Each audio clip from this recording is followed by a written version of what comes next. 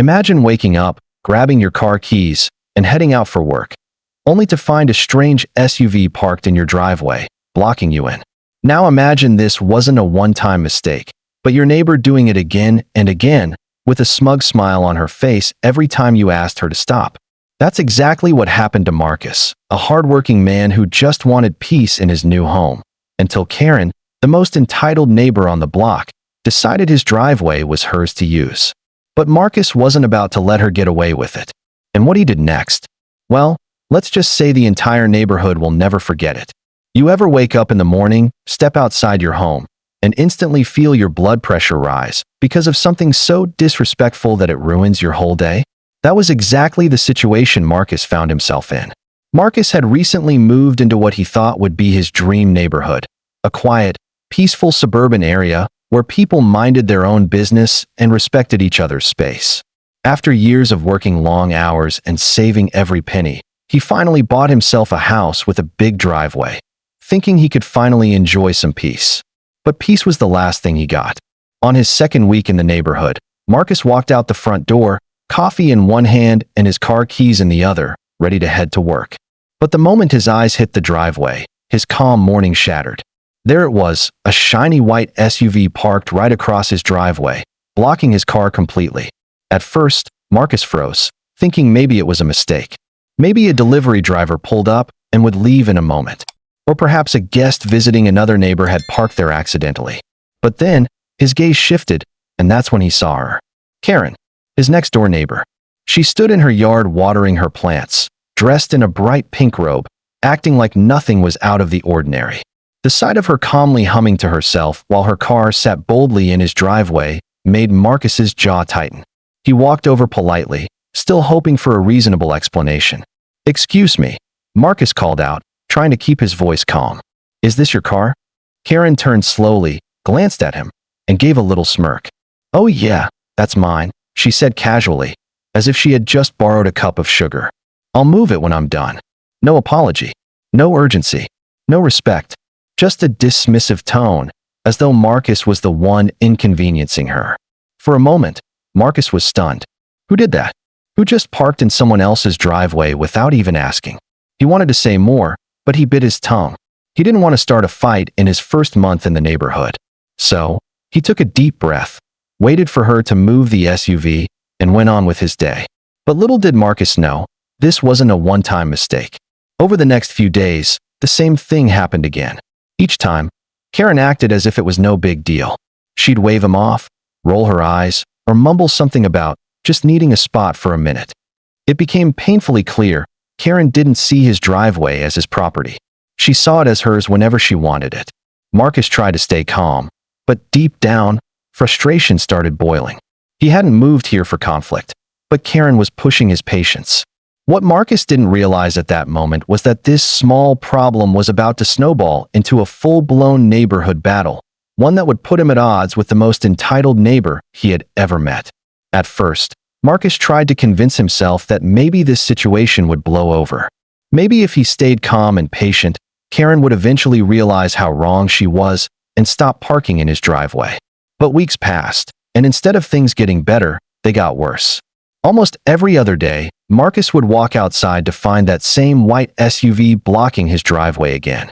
Sometimes it was in the early mornings when he was rushing to work.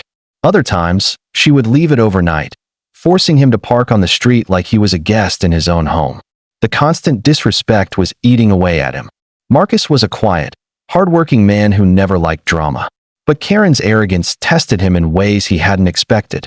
He tried reasoning with her multiple times. He knocked on her door, explained how inconvenient it was, and even asked politely if she could just park in front of her own house instead. Every time, Karen brushed him off. "It's just a driveway," she said once with a laugh. "You've got plenty of space. Stop being so dramatic." Marcus couldn't believe her attitude. It wasn't just about space, it was about principle.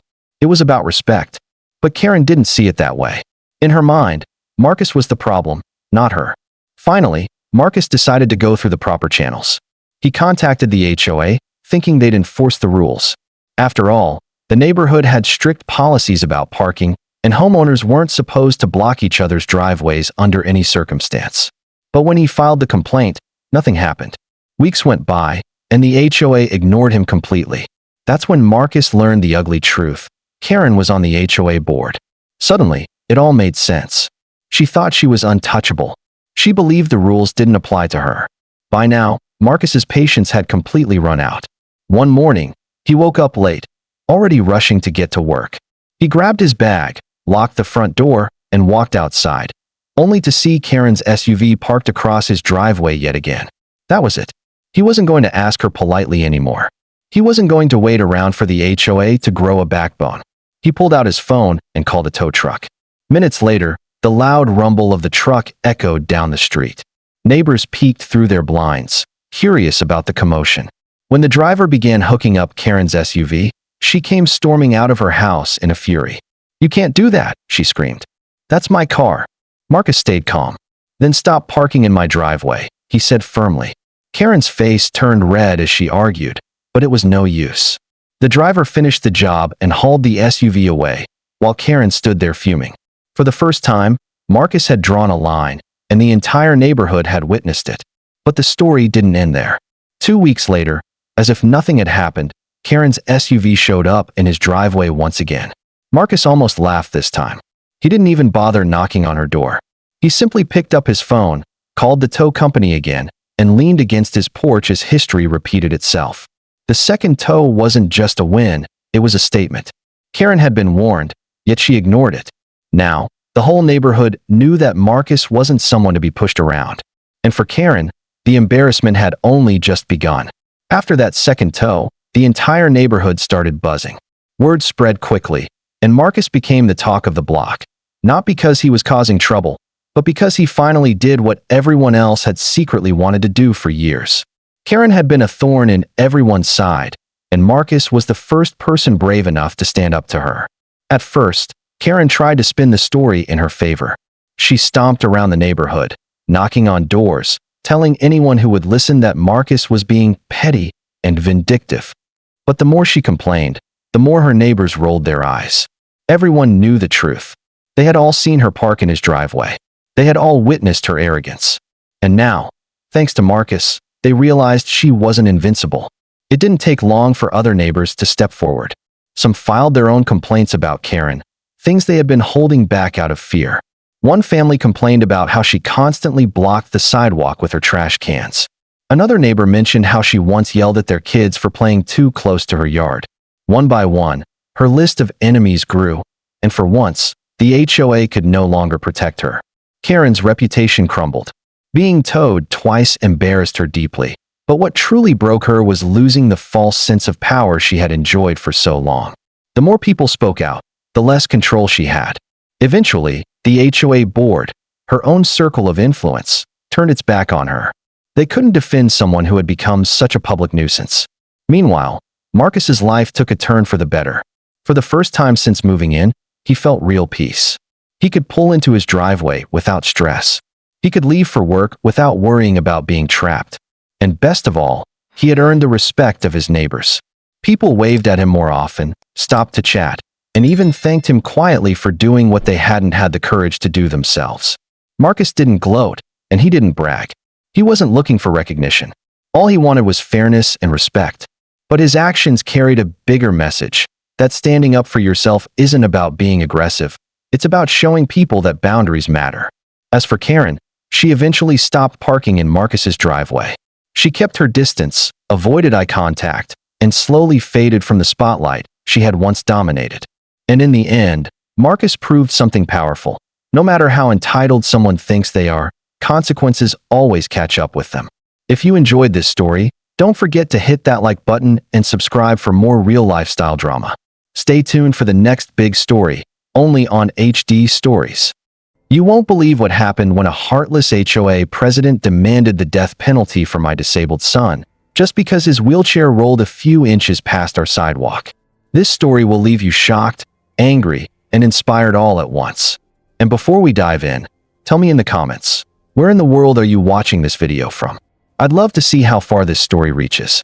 You won't believe what happened when the woman who had been tormenting my family for years finally crossed the line. She stood in a courtroom, looked a judge straight in the eye, and demanded the death penalty for my disabled son. Even now, When I say those words out loud, it feels unreal, like a nightmare that no parent should ever have to live through. But for me, it was painfully real. My son, Daniel, is 17 years old. He was born with cerebral palsy. That means he cannot walk without help. He relies on his wheelchair every single day, and he struggles with speech. But what Daniel lacks in physical ability, he makes up for with the brightest heart you could ever imagine. He's kind, gentle, and always smiling, even when life throws him challenges most people couldn't endure. For me, he's not just my son, he's my entire world. And for years, I did everything in my power to make sure he lived a happy, normal life despite his condition. But what I didn't know was that the very neighborhood we lived in, the place that was supposed to feel like home, would turn into a battleground because of one woman. That woman was Karen, our homeowners association president. And let me tell you, she wore that title like a crown. She wasn't just strict about rules, she was ruthless. From the very beginning, she had a problem with us. The first time I installed a small wheelchair ramp at the front of our house, she slapped me with a violation notice, saying it didn't match the aesthetic of the community. When Daniel's physical therapy van parked outside our house to drop him off, Karen complained that it was blocking the street, even though it was only there for a few minutes. She fined us over tiny patches of grass, sent letters about our recycling bins, and treated every minor thing like it was a crime. But nothing, and I mean nothing, could have prepared me for the cruelty she showed later. One evening, I was inside the house cooking dinner while Daniel was outside feeding our dog. His wheelchair slipped slightly, rolling just a few inches over the edge of the sidewalk. That's all it was, an accident, a few inches. But Karen, who happened to be walking by at that exact moment, treated it like a federal offense. She stormed toward him, yelling about trespassing and damaging HOA property. My son sat there confused and scared, not even able to defend himself. By the time I rushed outside, Karen was already threatening to take action. I honestly thought she was bluffing. But a few days later, a thick envelope showed up at my door. It was a lawsuit notice. At first, I laughed bitterly. Surely this had to be some kind of twisted joke. But as I read the paperwork, the blood drained from my face. Karen wasn't just suing us for so-called damages. She was pushing for criminal charges. And then I saw the words that made my stomach drop. Maximum sentencing. My hands shook as I read the next line again and again, refusing to believe it. Karen, the woman who lived just a few houses away, was demanding the death penalty for my disabled child. My sweet, innocent son who had done nothing but exist. It wasn't just cruelty anymore. It was pure evil. And that was the moment I knew my life, and Daniel's, was about to change forever. The day of the court hearing arrived, and I'll never forget the pit I felt in my stomach as I wheeled Daniel into that building. The case had spread through the neighborhood like wildfire.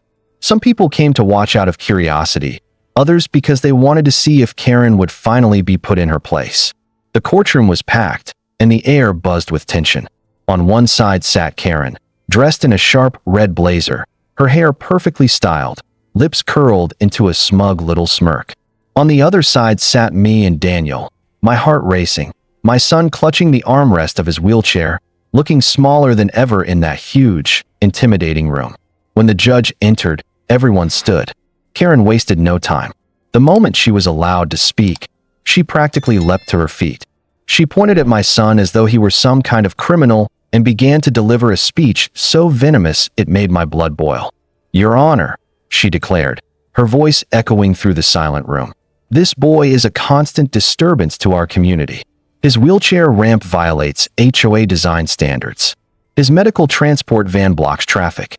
He creates hazards. And now, he has trespassed onto HOA property. This family refuses to follow the rules, and their negligence endangers us all. I demand the harshest penalty possible to set an example for others." You could hear the shock ripple through the courtroom. People shifted in their seats, gasping softly, whispering in disbelief. I could see neighbors who once kept quiet now staring at her wide-eyed, unable to believe what they were hearing. But Karen wasn't done. She leaned forward, practically snarling. "If this boy cannot live within the rules of this neighborhood, then maybe he shouldn't live in this neighborhood at all." The words cut through me like knives. My son looked down at his hands, trembling, not fully understanding the cruelty of what was being said, but sensing the weight of it. I clenched my fists, trying to steady my breathing. My heart screamed to defend him, to scream back, but I knew I had to keep my composure. When it was finally my turn, I stood. My knees felt weak, but the sight of Daniel gave me strength. I faced the judge and said, "Your Honor, my son has cerebral palsy. He cannot walk. He cannot run wild in the streets. And yet, this woman insists on painting him as some kind of criminal. My son's only crime is existing in a world where people like Karen believe rules matter more than humanity. She isn't protecting a community. She's bullying a disabled child." Karen slammed her hand on the table, interrupting me. "Rules are rules," she barked. "If he can't live within them, then he shouldn't live at all." The entire courtroom froze. Even the judge leaned back, stunned at the venom of her words. My chest tightened, but I knew this was the moment.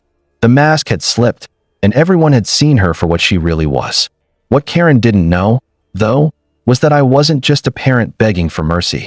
I had come prepared, with evidence, with truth, and with a revelation that was about to flip the entire case on its head. The tension in the courtroom was so thick you could feel it pressing down on your chest.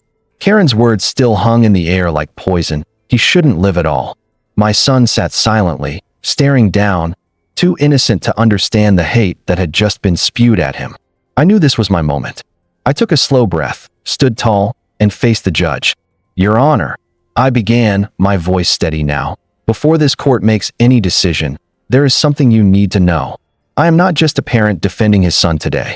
I am also a federal civil rights attorney. And I have spent years fighting cases just like this one. Cases where power is abused, where the vulnerable are targeted, and where the law is twisted to justify cruelty." Gasps rippled through the courtroom. Karen's smirk faltered for the first time. Her confident posture slumped slightly, as if the ground had shifted beneath her. I reached into my bag and pulled out a thick stack of papers, records, complaints, and testimonies. I held them high so everyone could see. "These," I said firmly, "are reports from multiple families in our community. Veterans who were fined for flying their flags. Elderly residents who were punished for installing ramps. Families who were threatened with lawsuits over cultural celebrations in their own backyards. Karen has not been upholding rules. She has been abusing them. And today, she crossed the ultimate line when she stood in this courtroom and demanded the death penalty for a disabled teenager. That is not only immoral, it is a violation of federal anti-discrimination law." The judge leaned forward, eyes locked on Karen. "Mrs. Karen," he said sternly, "do you have anything to say for yourself?" Karen stammered, her face pale. I was only trying to keep order. I didn't mean, but it was too late." The judge slammed his gavel. "Case dismissed with prejudice. And furthermore, I am referring this matter to state authorities for investigation of discrimination and abuse of power." The room erupted in applause. Neighbors who had once stayed silent now clapped and cheered.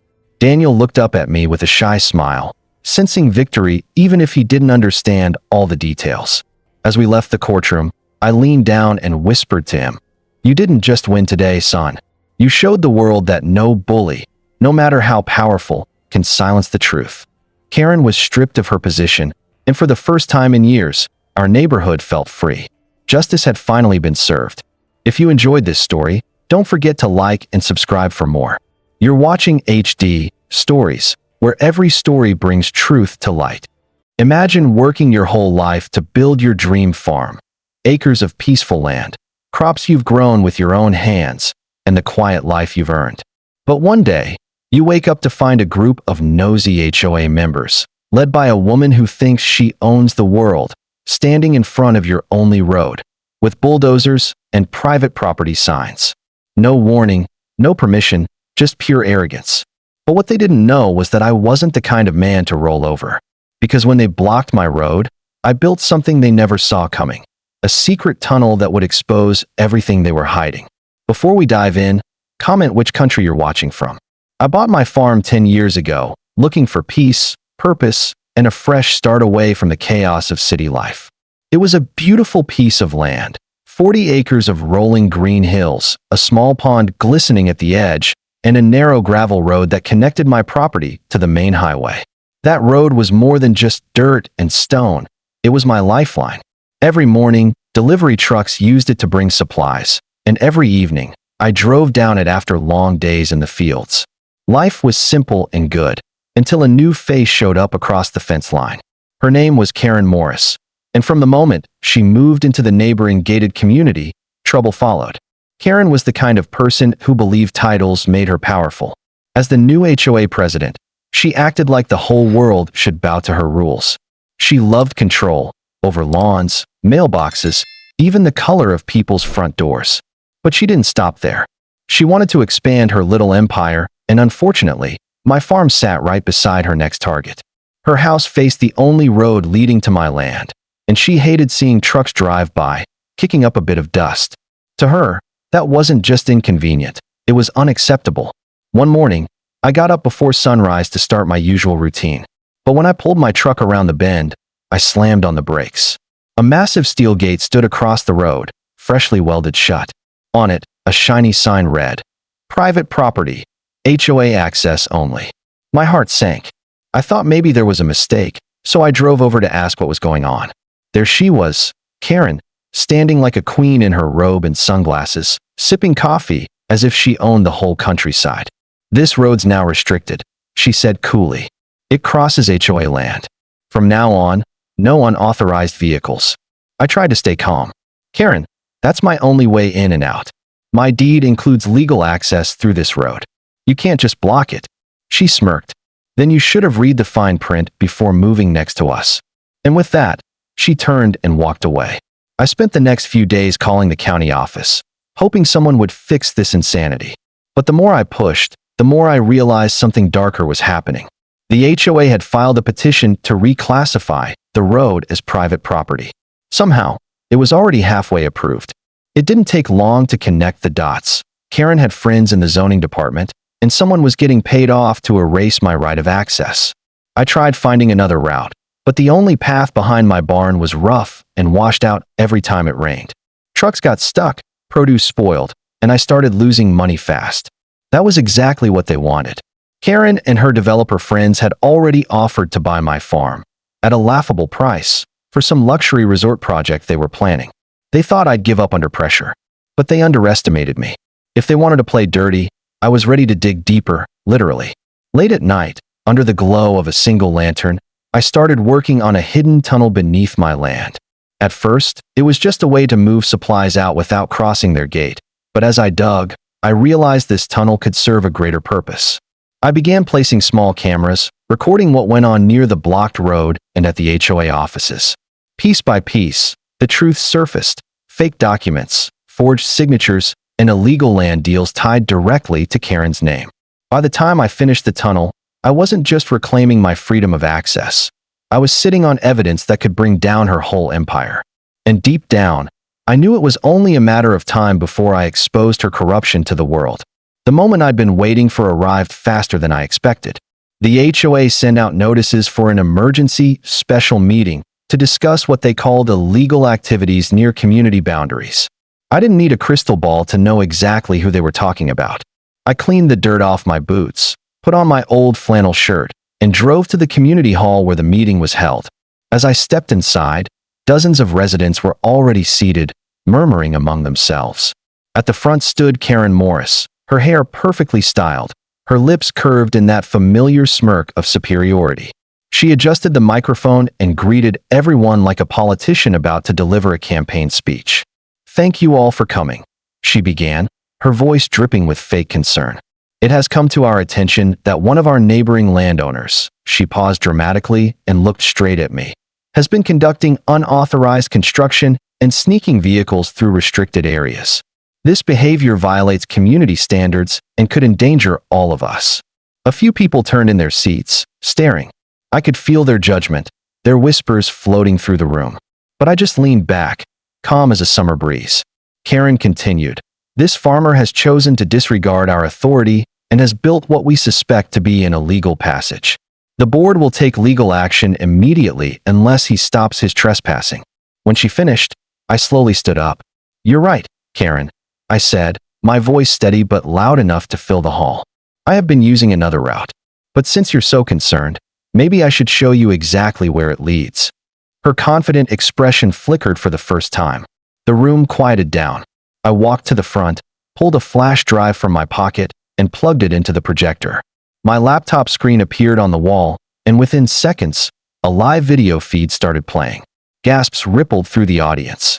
The footage showed a small tunnel opening under my barn, stretching beneath my land, and emerging right near their private gate. It wasn't just any tunnel. It was proof of how far I'd been forced to go because of their greed. Then I clicked to the next file, and that's when the real fireworks began. The video switched to hidden footage from the HOA's own meetings. Karen and her board were sitting around a table, signing papers, exchanging envelopes stuffed with cash, and laughing about how they'd reclaimed my road. Every shady deal, every forged document, was right there on screen. The room exploded in whispers and gasps. Karen turned pale. This is illegal," she stammered. "You can't." "Illegal?" I interrupted. "Kind of like forging county documents and taking bribes to steal public land?" Her attorney jumped up, demanding that I stop the presentation, but it was too late. I had already emailed copies of every video and document to the residents sitting right there. Some began filming with their phones, realizing they were witnessing the downfall of the very people who claimed to protect their community. Within days, the fallout was massive. Local news stations aired the story. HOA president caught in land scheme. Investigation underway. Reporters showed up at the gated entrance, interviewing angry homeowners who demanded answers. The county launched a full investigation, uncovering falsified petitions, fake notary seals, and illegal land reclassification. Karen and 2 board members were arrested for fraud and conspiracy. The HOA's reputation crumbled overnight. Weeks later, a county officer personally delivered a letter to me. The petition to privatize my road was officially revoked. The gravel path that had been closed off with steel gates was reopened and declared public once again. New signs were installed, bright, bold, and impossible to miss. Public access, open to all. When the newly appointed HOA president visited my farm, he shook my hand and apologized on behalf of the community. He promised that what Karen did would never happen again. I accepted his apology, but deep down, I knew this was bigger than an apology. It was justice. Before closing the tunnel, I decided to drive through it one last time. As I reached the highway and saw that new sign gleaming under the sun, I couldn't help but smile. That road represented more than access. It represented standing up for what's right, no matter how powerful the opposition seems. Karen thought she could bury me under lies and corruption, but I dug deeper, literally and figuratively, and came out stronger on the other side. Some people fight with lawyers, others with anger. Me? I fought with grit, patience, and a shovel. And when the dust settled, I proved one thing. You can block a man's road, but you can't block his determination. If you enjoyed this story of courage, justice, and sweet payback, make sure to hit like, subscribe, and turn on notifications for HD stories. Because in every story we tell, karma always finds its way home. Imagine working your whole life to finally buy your dream home, a quiet neighborhood, a beautiful backyard, and best of all, your very own private pool. Now picture this. The moment you try to enjoy it, your HOA president, let's call her Karen, shows up at your gate demanding that you open your pool to the entire community. When you refuse, she doesn't just argue. She calls the cops on you, convinced she has the power to take what's yours. But what Karen didn't know is that I had something waiting for her. Something that would not only shut her down, but expose a secret that destroyed her reputation forever. You won't believe what happened the very first summer after I moved into what I thought was my dream home.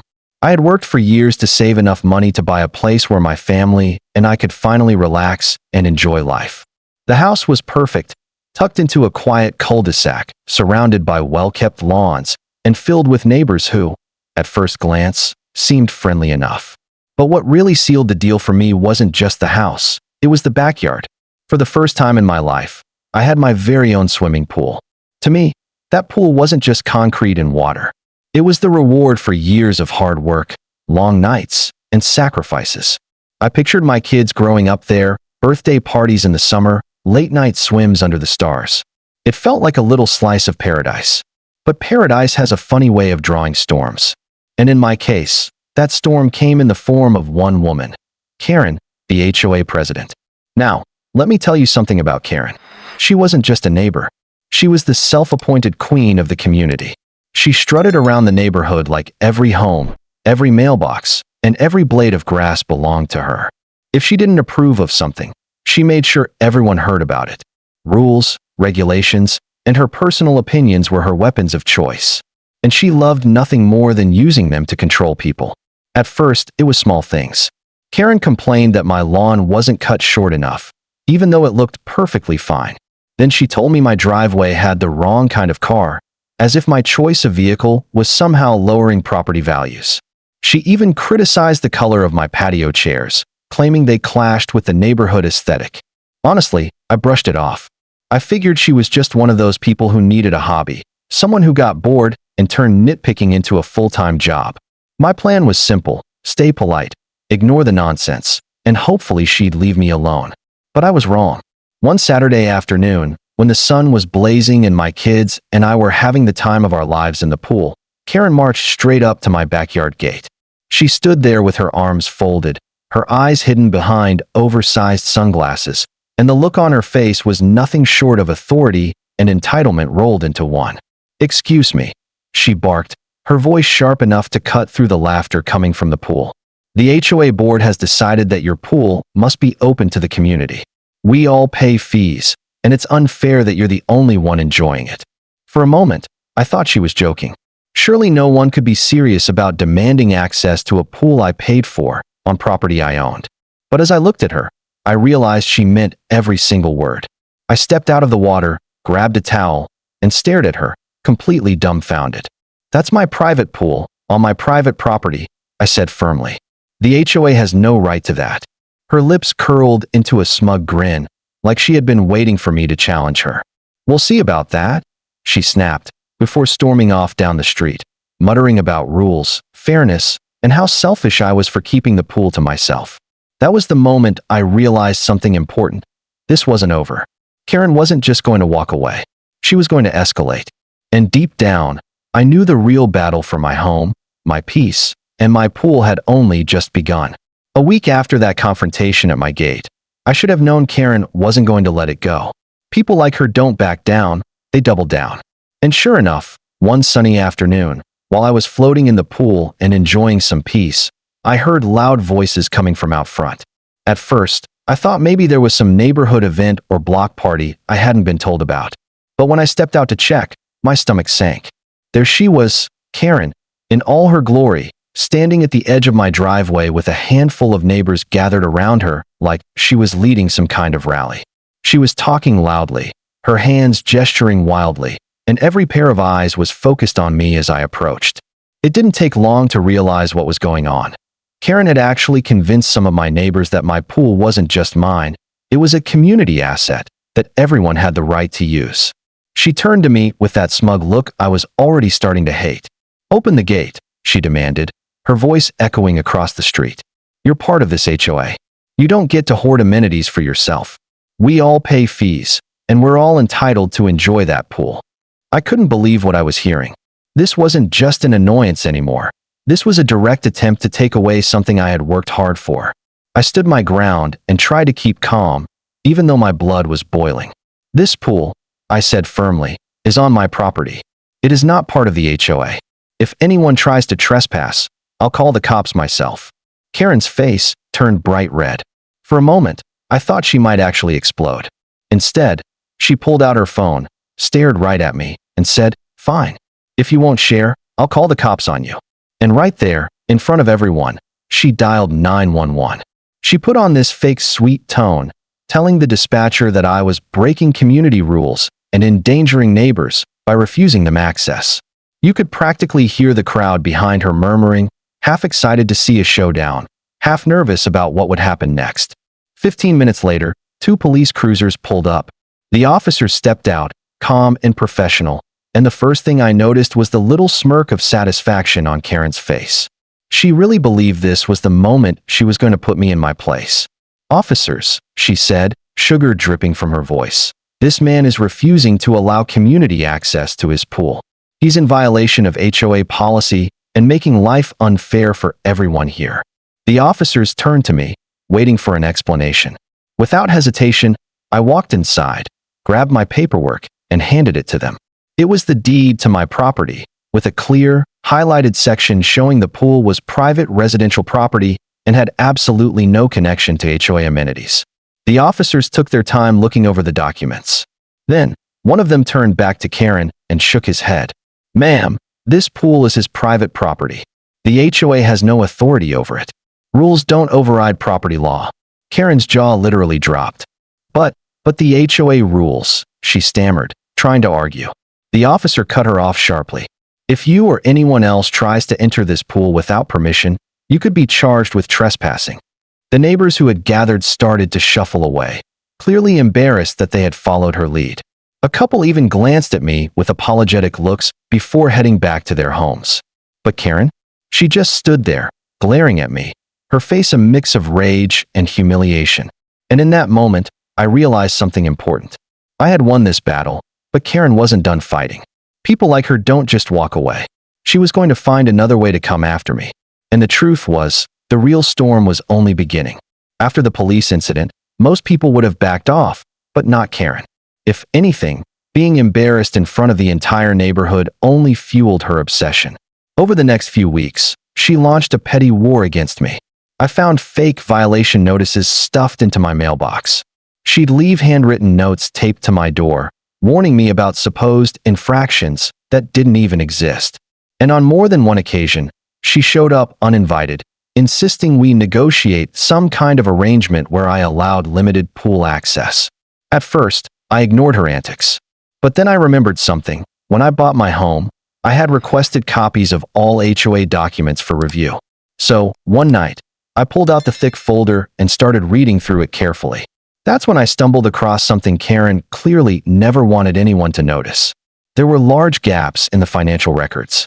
Projects the HOA had supposedly paid for, like landscaping and maintenance, had no receipts or completion reports. Even worse, there were checks written directly to Karen's personal account, disguised as administrative fees. It hit me like a lightning bolt. Karen wasn't just bossy, she was stealing from the HOA. I knew then what I had to do. At the next HOA meeting, I walked in with the documents in hand. While Karen sat at the front, oozing confidence as usual, I stood up and calmly laid out the evidence. Line by line, I explained the missing money, the fake expenses, and the checks. The room went silent. Then, neighbors who once blindly followed her turned furious. Within minutes, Karen was voted out of her position. She moved away a month later, leaving behind a trail of angry residents and a very real investigation. And that's how I turned the tables on the HOA, Karen who thought she could take over my home. If you enjoyed this story, make sure to hit that like button, share it with your friends, and don't forget to subscribe to HD Stories for more unbelievable real lifestyle stories where justice always wins in the end. When the HOA tried to bully my disabled sister by sending cops to her door, they never expected who would show up next. Let's just say, they messed with the wrong family. My sister, Emily, has always been one of the strongest people I know. After a terrible car accident left her in a wheelchair years ago, she never once let it break her spirit. She rebuilt her life piece by piece, learned to adapt, and held on to her independence with pride. Living in her little home, she created a space where she could feel safe and comfortable. But no matter how hard she tried to mind her own business, there was always one constant obstacle in her way: the neighborhood HOA. Instead of seeing her courage, they saw her as a burden. Instead of offering understanding, they chose to treat her as a problem. The main issue for them was something so simple, yet so vital to her life: the small wooden ramp that led from her front door to the driveway. To Emily, that ramp wasn't just wood and screws, it was her freedom. It allowed her to roll outside in her wheelchair on her own terms, without waiting for someone to lift her or help her. But to the HOA board, the ramp was unsightly, non-compliant, and not approved. They started sending her nasty letters, stuffed with bold print warnings and threats of fines. Each one arrived like a slap in the face, reminding her that in their eyes, she didn't belong. At first, Emily tried to ignore them. She thought maybe if she stayed polite and quiet, they would get bored and move on. But they didn't. They escalated. One quiet afternoon, Emily was sitting in her living room reading when she saw the unmistakable flash of red and blue lights outside her window. 2 police cars had pulled up in front of her home. Her stomach dropped. She had done nothing wrong. Yet here were officers walking up her driveway, as if she were some kind of criminal. When she opened the door, the officers explained they'd been called by the HOA. The complaint? Her ramp. They told her it might be an illegal modification, that she could face fines, and, worst of all, that the HOA could push to have it removed. Emily's hands shook on the wheels of her chair as she tried to explain that the ramp was her lifeline. The officers weren't cruel, but they had a job to do, and their presence alone was intimidating. After they left, Emily broke down in tears. She called me, her voice trembling, telling me how scared and humiliated she felt. Hearing her like that shattered me inside. That was the moment I knew the HOA had crossed a line. They thought they could bully her into silence, but they had no idea who they were up against. When Emily called me crying, my blood boiled. My little sister had always been the heart of our family, the one who cheered us on, who never complained despite her struggles. To hear her voice, so broken and afraid because of some power-hungry HOA board, was something I couldn't ignore. I promised her she wouldn't have to face this battle alone.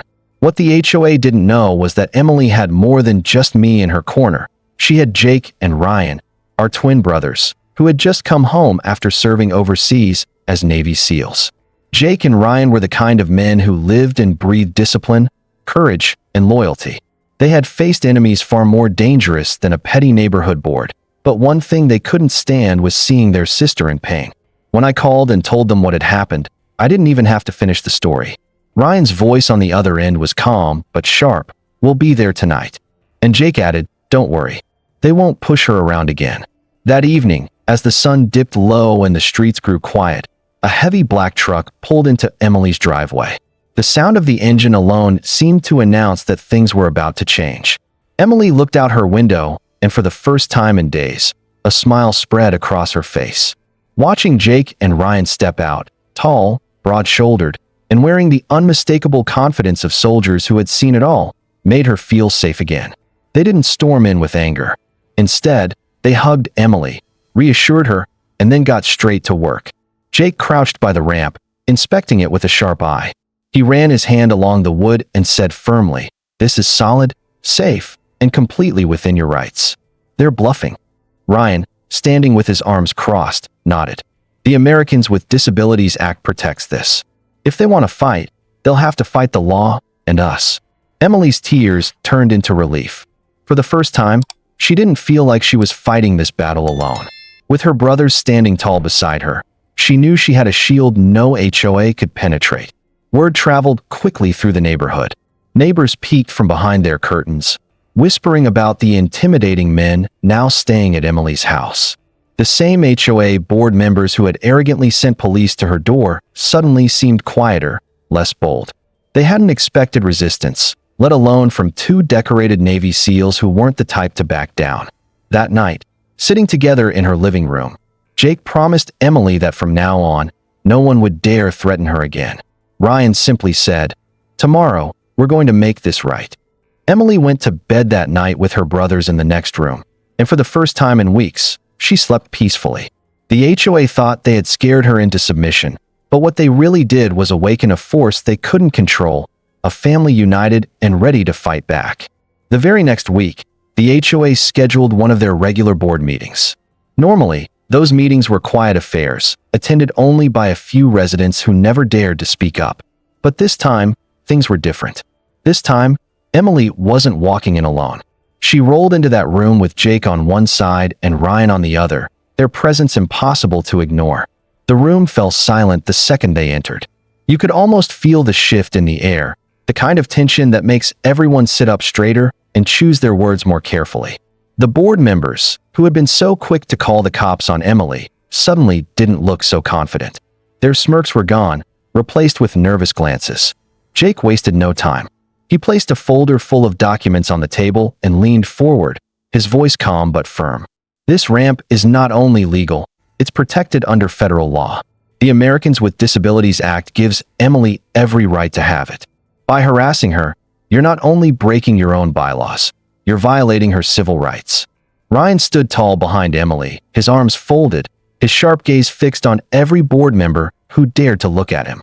His presence alone was enough to make even the most arrogant HOA member shift uncomfortably in their chair.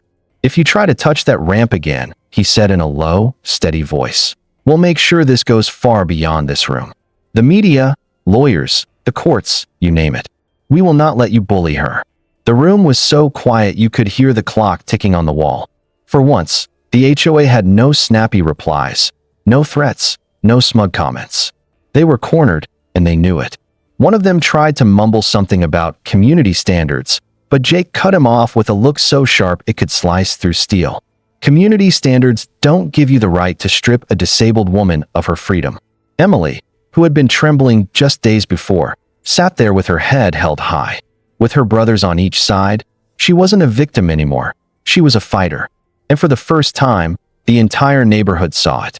Some residents even spoke up in support of her, admitting they were tired of the board's heavy-handed rules.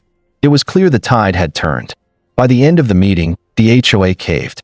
They backpedaled, promising to review policies and claiming it was all just a misunderstanding. Everyone in that room knew it wasn't an apology, it was fear. They had pushed too far and finally realized they weren't untouchable. From that day forward, the harassment stopped. No more letters, no more threats, no more cops at her door. Neighbors who had once stayed silent began waving to Emily, offering to help with groceries, even stopping by just to check in. The HOA had wanted to break her spirit, but instead, they gave her a platform to show her strength. And as for Jake and Ryan, they reminded everyone in that neighborhood of one simple truth: you don't mess with family. Especially not when that family includes Navy SEALs who refuse to let injustice slide.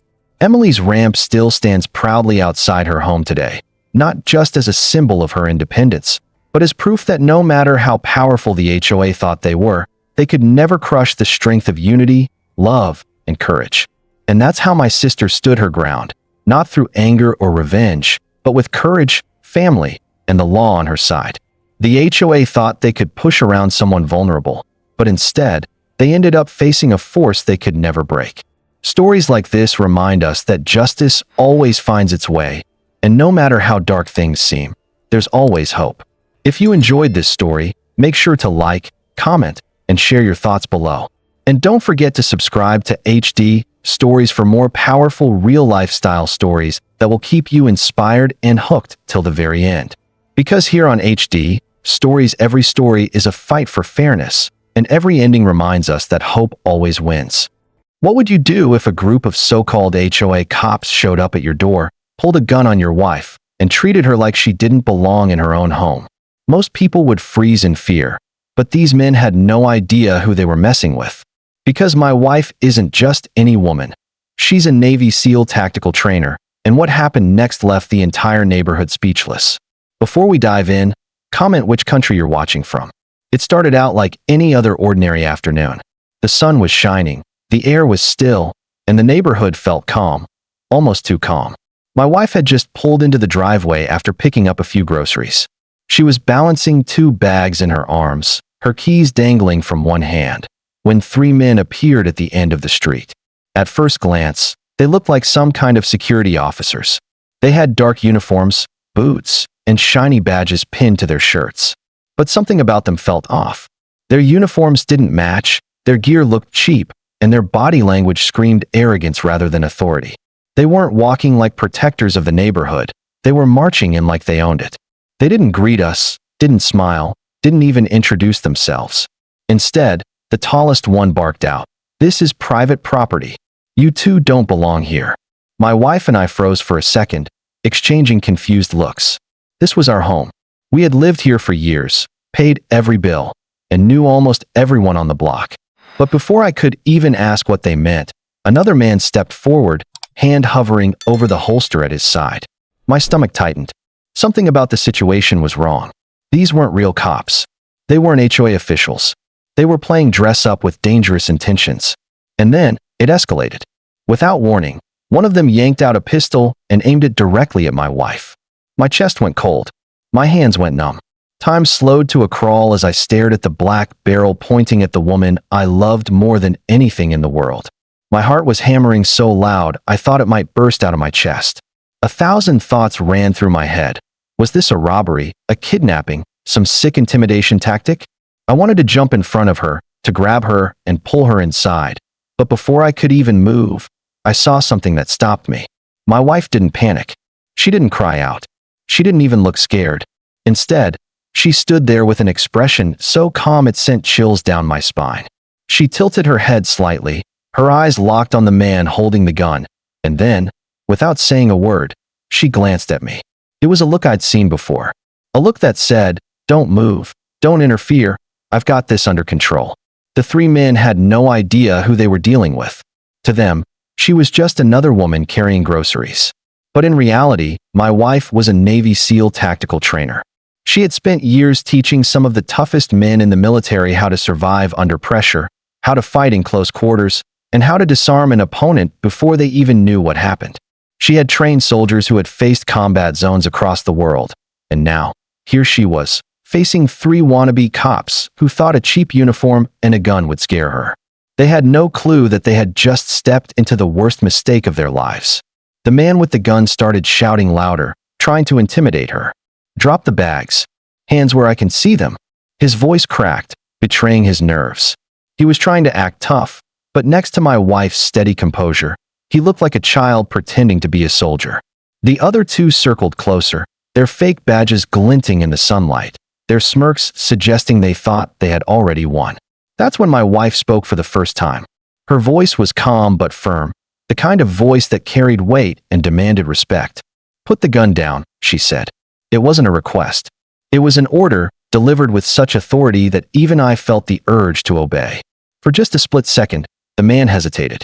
His hand shook slightly, and I could tell he wasn't expecting her to sound so confident. But then, he sneered and tried to double down, waving the gun more aggressively as if to prove he was in charge. And then, it happened. It was so fast, I barely saw it with my own eyes. In one fluid, practiced motion, my wife shifted her stance, stepped off the line of fire, and grabbed his wrist. With a swift twist and a sharp pull, the gun was no longer in his hand. It was in hers. Before the man could even process what had happened, she had already ejected the magazine, cleared the chamber, and tossed the weapon onto the driveway as if it were nothing more than a toy. The other two men froze, their jaws hanging open. They had just watched their leader get disarmed in under 3 seconds, and the look of shock on their faces said it all. My wife stood there, calm and steady, like she had just swatted a fly. But me? I could barely breathe. I realized in that moment just how dangerous these imposters had been, and how lucky I was to be standing beside a woman who could turn the tables so effortlessly. The moment my wife dropped that gun onto the ground, everything changed. The three men who had swaggered onto our property, so full of confidence, now looked like they'd been stripped bare. Their tough guy act had crumbled in front of everyone, and the power they thought they had evaporated instantly. My wife stood her ground, strong and composed, while they stumbled over their words, trying to figure out what had just happened. "You have 10 seconds to get off this property," she said, her voice sharp and steady. It wasn't a threat, it was a promise. Her tone cut through the air like steel, leaving no room for debate. The two men who hadn't been disarmed started to back up slowly, their eyes darting to the growing number of neighbors who had stepped outside to see what was going on. One by one, doors opened and people gathered, holding their phones up, recording everything. Within minutes, nearly half the street was watching, whispering, and shaking their heads at the sight of these so-called HOA cops who were now visibly panicking. The man who had lost his gun tried to regain control, raising his hands and stammering. This is all a misunderstanding. We were just checking security protocols." But nobody was buying it. His voice cracked, his face had gone pale, and the sweat dripping down his temple told the truth. They were scared. My wife stepped closer, forcing him to take a step back. He looked like a bully who had finally been called out and had no idea what to do next. By now, the neighbors had pieced it together. These weren't real HOA cops. Their uniforms were mismatched, their badges fake, and their behavior made it obvious they had no training, no authority, and no right to be there. Murmurs rippled through the crowd. Some neighbors shouted questions, others yelled insults, and a few simply recorded silently, knowing this video would spread like wildfire once it hit social media. The men had wanted to scare us, but now they were the ones trapped, exposed, and humiliated. Then the sound of sirens cut through the air. Someone had already called the police, and the flashing red and blue lights grew brighter as patrol cars turned onto our street. The imposters froze like deer caught in headlights. Their plan had fallen apart faster than they could have imagined. When the real officers pulled up, they didn't waste a second. They ordered the three men to the ground, cuffed them, and began checking their fake uniforms and bogus IDs. The contrast couldn't have been clearer. The Real police moved with professionalism and authority, while the imposters squirmed on the ground, muttering excuses no one believed. One officer walked over to my wife, asking if she was okay. She simply nodded and said, "I'm fine." Not a single ounce of fear in her voice, not a single sign that she had just stared down a loaded gun minutes earlier. As the men were hauled into patrol cars, the neighborhood erupted in applause. People clapped, cheered, and some even called my wife a hero. One elderly neighbor leaned over and whispered, "I've never seen anything like that in my life. You saved us all today." Kids who had been watching from behind their parents waved shyly, their eyes wide with admiration. It wasn't just about what she had done, it was about the message it sent. These bullies had tried to control through fear, but they had been stopped cold by courage and skill. Later that evening, when things finally settled down, neighbors came by our house to thank her. Some brought food, others just wanted to shake her hand. Many admitted they had been intimidated by those fake cops before, but hadn't known how to stand up to them. My wife hadn't just protected me. She had given the entire neighborhood a new sense of strength and unity. People said they felt safer knowing she lived among them, like the community had its own quiet guardian. As we sat together that night, the adrenaline finally fading, I couldn't stop replaying the moment in my head. The way she stayed calm, the way she took control, the way she completely dismantled their power in seconds. The imposters had thought they could push around an ordinary couple, but they hadn't realized they were facing a Navy SEAL tactical trainer, a woman who had dedicated her life to teaching warriors how to survive under pressure. And that day, they, and everyone watching, learned a powerful lesson. Never underestimate someone who looks calm on the outside. Because behind that calm can be a lifetime of training, discipline, and strength that no fake badge or cheap gun can ever match. Before we dive in, make sure to subscribe to HD Stories, where real justice and unbelievable neighborhood drama come to life. Let's get into today's story. This story will shock you. A fake HOA security guard pulled a loaded gun on my daughter, right in our own driveway. He thought he was in control. He thought he could scare her into submission.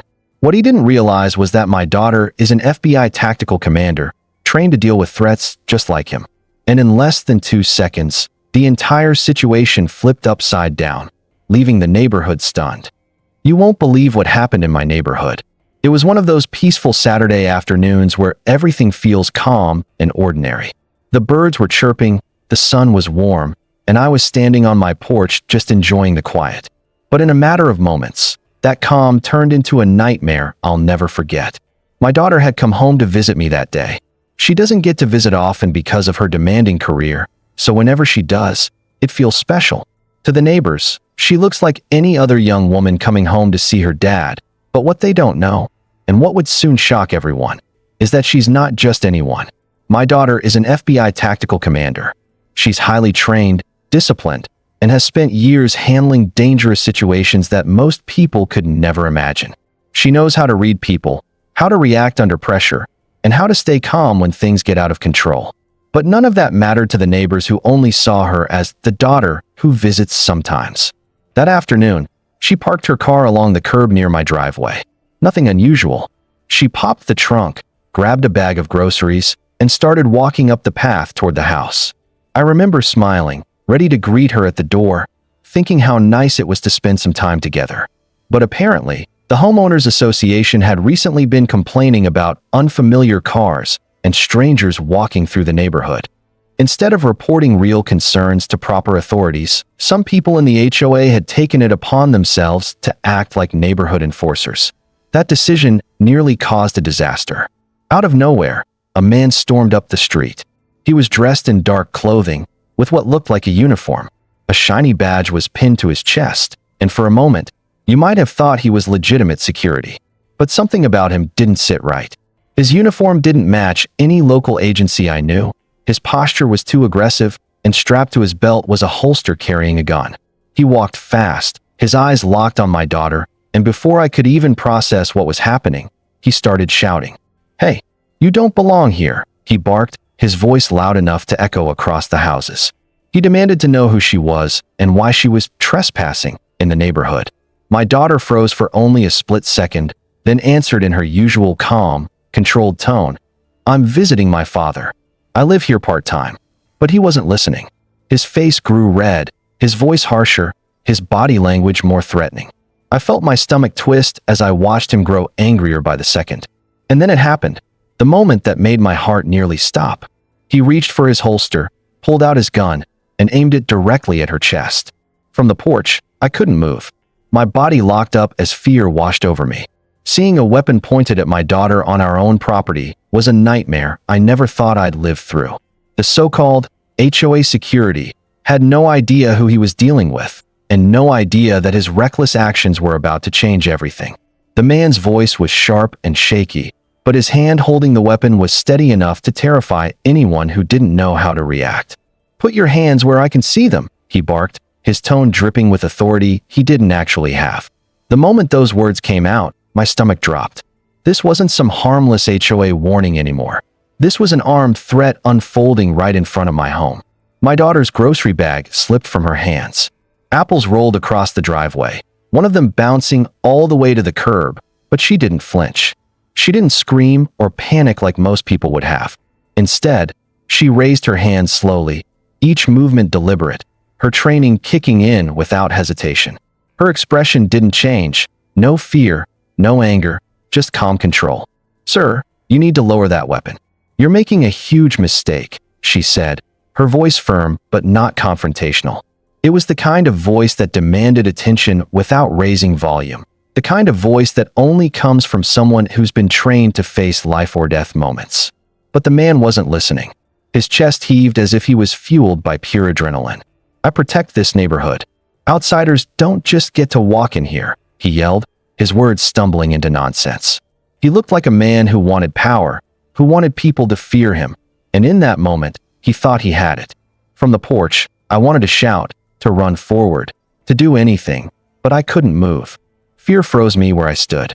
I could see neighbors peeking from behind their curtains, their silhouettes faintly visible in the windows. They weren't coming out. They weren't calling the police. They were just watching, leaving my daughter face to face with an unstable man holding a gun. Then my daughter's eyes changed. She wasn't scared. She was calculating. Every inch of her training was showing. She tilted her head slightly and spoke again, this time more direct. "Do you even know who you're pointing that gun at?" The man smirked, convinced of his control. "Yeah, some trespasser. And I'll pull this trigger if you don't back off." What happened next was so fast I barely understood it until it was over. In less than 2 seconds, so quick it felt like a blur, my daughter moved.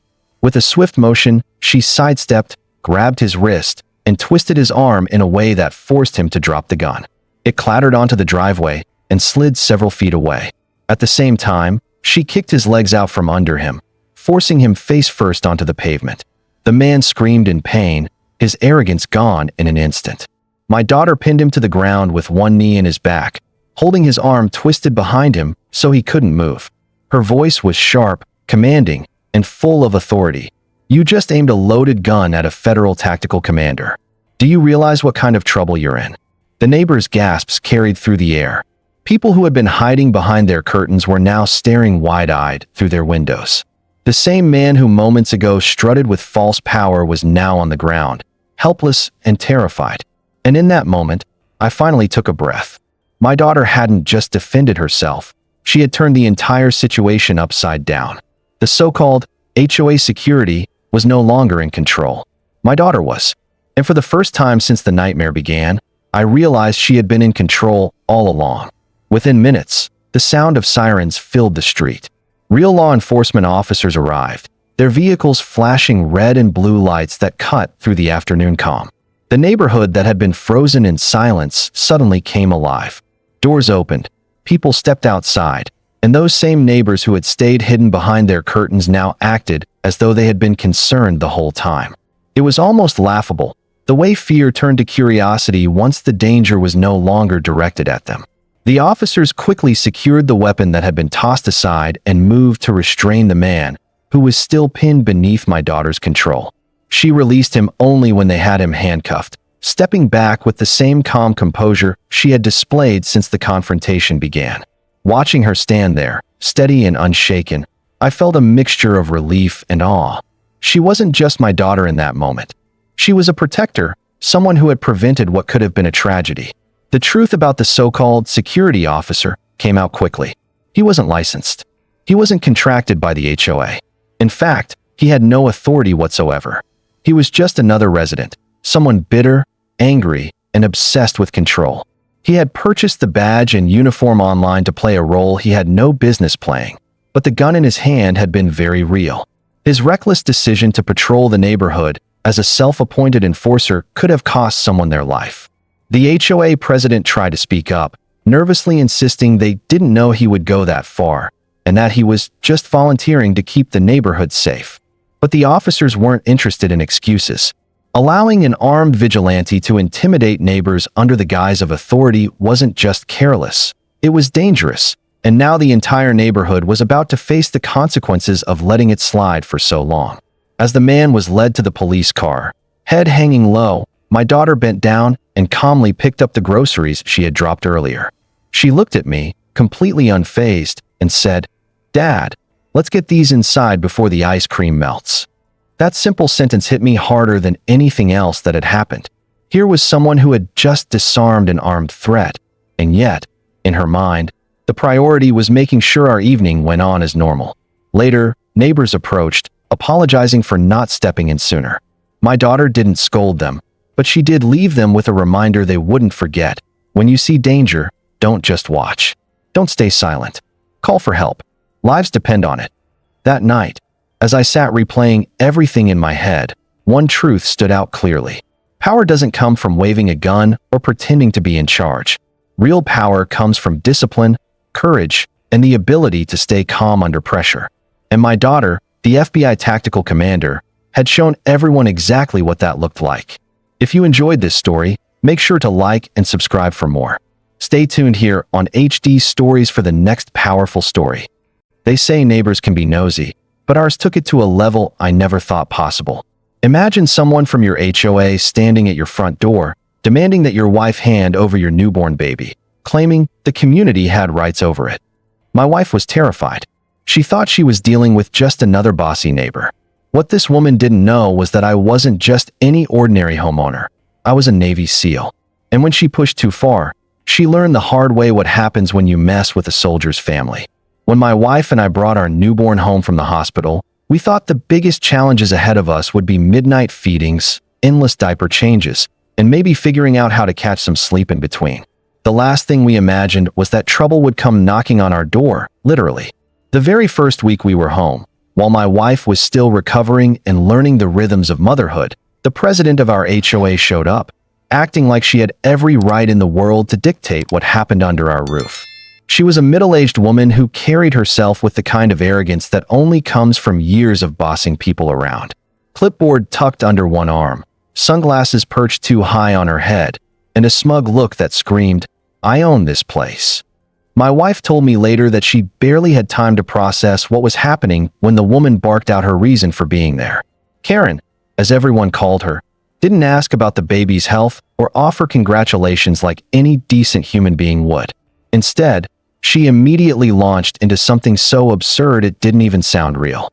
She said our newborn needed to be registered with the HOA, as if our child was nothing more than a car parked in the driveway or a pet that needed approval. At first, my wife thought maybe she had misheard. Surely this woman didn't mean what she just said. My wife even let out a nervous laugh, thinking Karen was making some strange attempt at humor. But when she looked into Karen's eyes, there wasn't a trace of laughter. Karen was dead serious. She took a step closer to the door and, in a tone dripping with entitlement, announced that the baby belonged to the community, not just to us. She claimed there were procedures to follow, that the HOA had rights to inspect and evaluate our child, and that my wife would need to hand the baby over temporarily for that process. The color drained from my wife's face.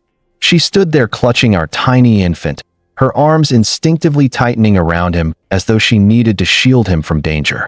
Her heart pounded in her chest, and for a few seconds, she couldn't even find words. She was a new mother, running on very little sleep, her emotions still raw from giving birth. And now she was being confronted with the most insane demand anyone could imagine.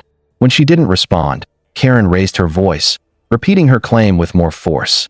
She accused us of violating community policy by keeping the baby hidden inside. She said if we didn't comply, she had the authority to escalate matters, even mentioning that she could call Child Protective Services to report us for noncompliance. At that point, my wife tried to close the door, but Karen shoved her foot forward, keeping it wedged in place. My wife's heart skipped. She was trapped in her own doorway, baby in arms, staring at a woman who seemed ready to bulldoze through any boundary to get her way. With her voice shaking, she told Karen she was out of line, but Karen only sneered and insisted she was within her rights. Scared and unsure of what else to do, my wife turned away from the door, clutching the phone in her free hand. And with trembling fingers, she dialed me, the only person she knew could make this nightmare stop.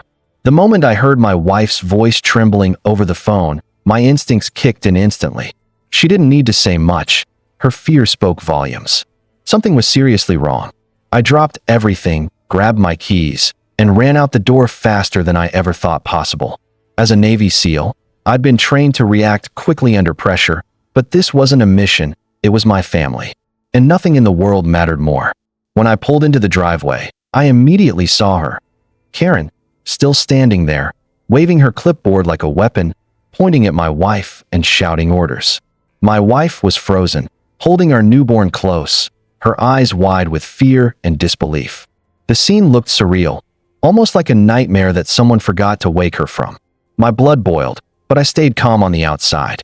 Calm, but deadly serious. I walked up behind Karen, my presence suddenly undeniable. Her smug expression faltered for a brief moment when she realized someone else was on the scene. I asked her in a firm voice, "What exactly do you think you're doing here?" She spun around, shocked, then tried to regain her composure. She waved her papers and said she had the legal authority of the HOA to demand our child. She even smirked, thinking she had the upper hand. That was her biggest mistake. I stepped closer, keeping my tone low but sharp. "You are trespassing. You are harassing my wife. You are threatening my child. And you will leave, right now." I could see the panic starting to creep into her eyes, but she tried to act brave, insisting that she had every right. I took a deep breath and reminded her, without shouting, that no HOA, no rule, and no amount of arrogance could ever give her the authority to endanger my family. Then I made it clear. If she didn't leave immediately, I would make sure she faced consequences she couldn't imagine. She hesitated, realizing that I wasn't bluffing. As a Navy SEAL, I was trained for high-pressure situations, for protecting people under threat, and for enforcing boundaries without hesitation. My wife had called the right person. I wasn't just angry. I was prepared to defend my family with everything I had. While Karen faltered, I pulled my phone out and calmly called the authorities to report harassment and potential child endangerment. The neighbors started to notice, gathering at the edges of their lawns, whispering and watching. Karen suddenly went from confident and intimidating to flustered and desperate, waving her papers uselessly. She attempted to spin a story, claiming she was just enforcing rules, but everyone watching could see the truth. She was out of her depth. My wife finally exhaled a shaky breath, relief washing over her face. The baby was safe in her arms, and the threat that had loomed so large for the past tense minutes was starting to crumble. Karen realized, too late, that she had picked the wrong house to bully, the wrong family to intimidate, and certainly the wrong father to mess with. By the time the real authorities arrived, Karen's arrogance had completely evaporated. She was forced to face the reality that her actions were not just unwelcome, they were illegal. The stage was set for a lesson she would never forget. Karen realized too late that she had picked the wrong family to bully. By now, neighbors had gathered quietly along their driveways, watching the chaos unfold like a scene from a movie they never expected to see in real life. Some whispered to each other, shaking their heads, while others quietly recorded the confrontation on their phones. The look on Karen's face shifted from smug confidence to something else: panic, disbelief, and frustration all mixed together. I kept my calm, my hand resting lightly on my phone as I prepared to call the real authorities. I wasn't about to let this woman intimidate my family any longer. I dialed the number and explained the situation: trespassing, harassment, and threats toward a newborn child. The operator assured me help was on the way, and within minutes, flashing lights appeared at the end of the street. Karen tried to salvage her dignity, muttering something about rules and community rights, but the words came out weak and hollow. The police approached, asking her to explain the situation. She launched into her rehearsed story about enforcement and compliance, but it quickly fell apart under questioning. Her papers, which she had waved around like weapons, were meaningless in the eyes of the law when it came to threatening a child and harassing a family in their own home. The officers issued citations for trespassing and harassment and gave her a stern, very public warning about endangering a child. The crowd of neighbors couldn't hide their amusement or relief. Some even whispered that it was long overdue for Karen to face consequences for the way she treated people in the neighborhood. The look on her face as the officers gave her the paperwork and finally asked her to leave was priceless. Pride had vanished, replaced by embarrassment, anger, and fear. My wife finally exhaled, holding our newborn tightly against her chest. Tears welled up in her eyes, but this time they were tears of relief, of gratitude, and of sheer joy that our family was safe. I wrapped my arm around her and the baby, letting her know that no one, no neighbor, no HOA official, no authority, would ever be able to intimidate or threaten our family again. The neighborhood had witnessed the full story now, and Karen's reputation suffered instantly. Whispers followed her as she walked away, and many neighbors avoided her for days after.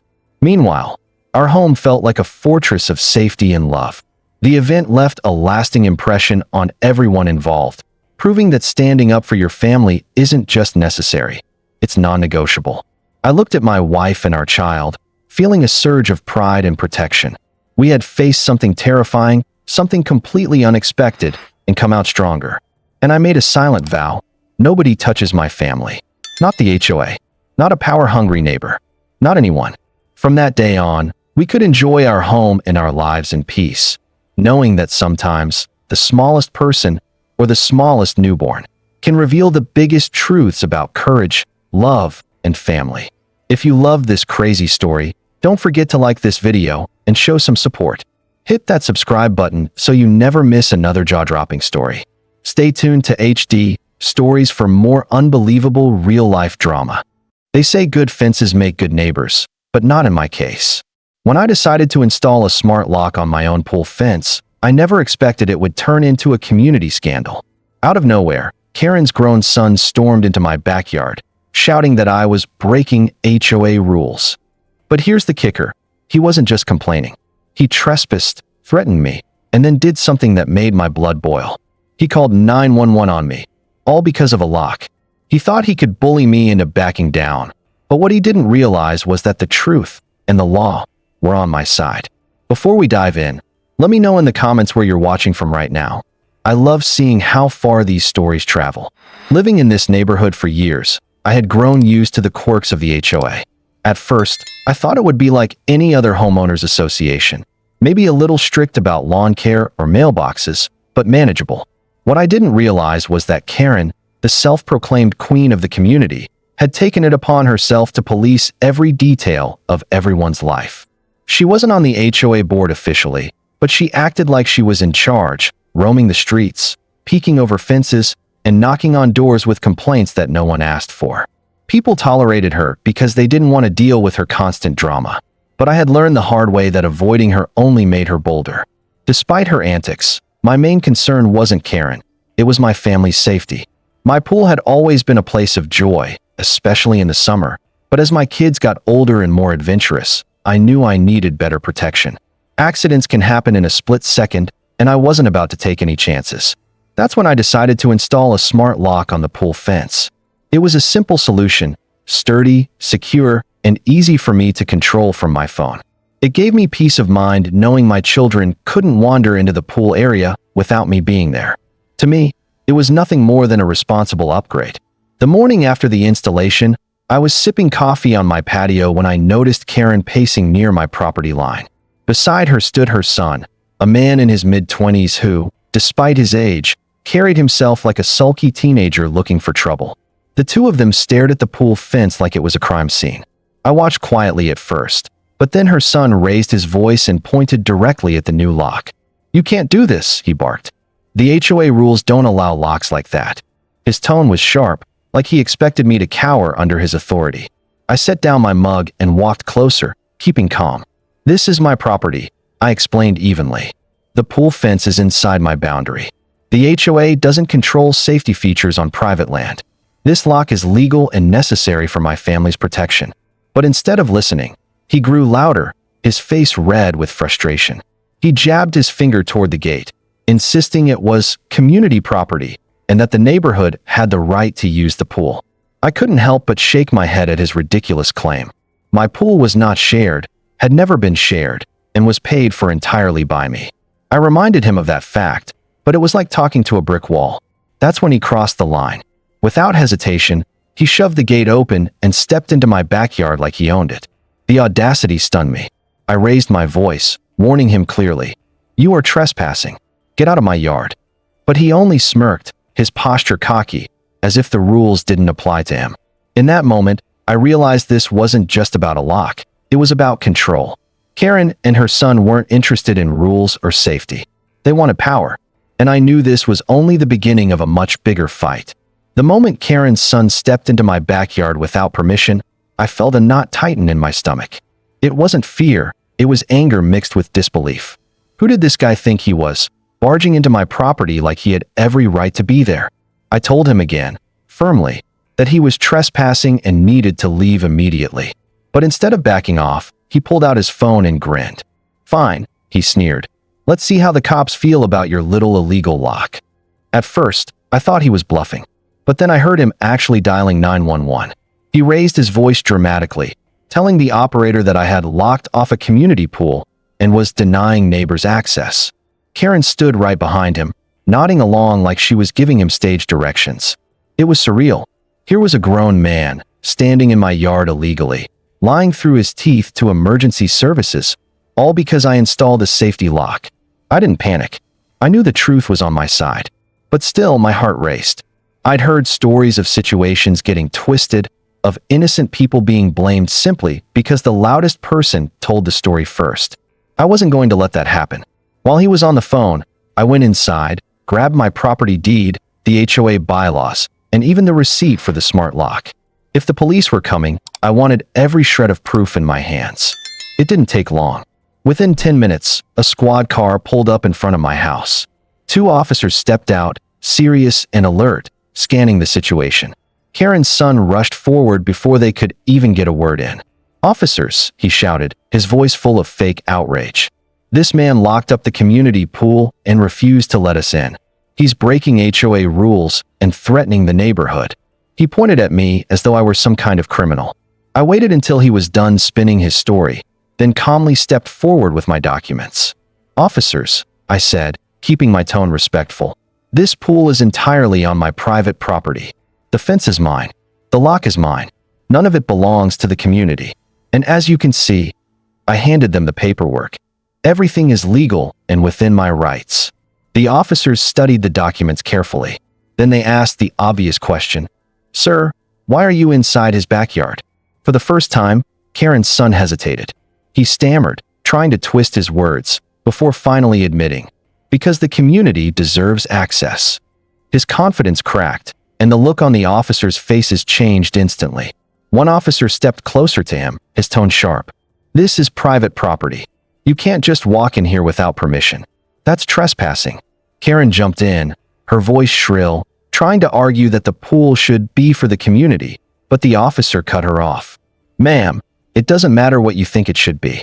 The law is clear." For the first time in a long time, I saw Karen and her son at a loss for words. They had come in thinking they could bully me, thinking their lies would win. But now, in front of the police, their story was falling apart. And I knew in that moment, the power had shifted. When the officers finally told Karen's son to leave my backyard, I felt a weight lift off my shoulders. For once, someone in authority had stood up to him instead of letting his tantrums slide. His face turned red as he stomped out, muttering under his breath about how unfair everything was. Karen trailed behind him, still trying to argue, but the officers weren't having it. They warned her clearly that if she or her son ever stepped onto my property again without permission, they could face real consequences. Watching her walk away with her head down was a sight I honestly never thought I'd see. After they left, one of the officers turned to me and said, "You did the right thing with that lock. It's smart, and it keeps your family safe. Don't let anyone intimidate you out of protecting your home." That small reassurance meant more than I can explain. For weeks, I had put off installing that lock because I worried about HOA drama. But hearing it straight from law enforcement, that I was not only in the right, but making a responsible decision, felt like sweet justice. The very next day, as if nothing had happened, I got a letter stuffed into my mailbox. It was a so-called formal violation notice from the HOA, claiming my pool lock was against community standards. I almost laughed out loud. I knew exactly who was behind it. Karen couldn't accept defeat, so she tried to fight me through paperwork. But this time, I didn't back down.